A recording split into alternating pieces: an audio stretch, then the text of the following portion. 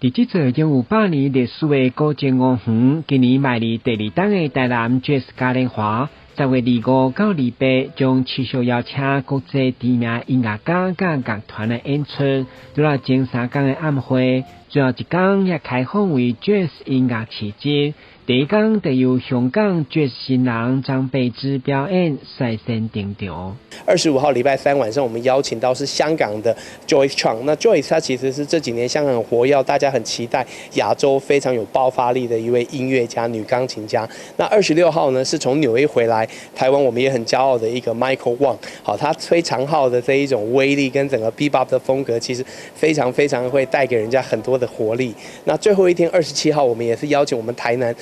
这很重要的一个爵士乐团，就是狗屎运爵士大乐团，今年庆祝10周年后，他们在台南做了非常多爵士的耕耘，除了演出之外，也是做了很多的这种爵士人才的培训。团队民主自由的以外，加真有个人演奏风格爵士音乐，其实伫台北、台中都是重要发展的音乐。嘛，互热爱爵士的活动发起人潘伟相当感慨，更坚定因要汇集有共同理念的企业，等各界资源来筹办，希望用爵士南方热潮来营造秋季，就是来台南享受爵士嘉年华。年半的时候我们其实就有想说希望它成为台南每一年在秋天都会持续发生的一个音乐的活动大家要是认同的话，当然就是说透过买票来参加晚宴，或者是呢就是在最后一天礼拜6的这个爵士市集，带家人带小朋友尤其来听爵士乐，来为音乐家们加油，然后享受现场的这个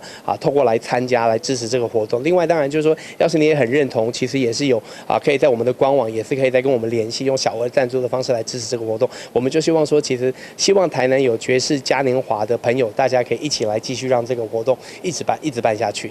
主办单位再需要请民众10月25到28来五园感受 Jazz 音乐的美好，以及音乐气质各种异国风味加特色文化。今日新闻阮吉采访报道。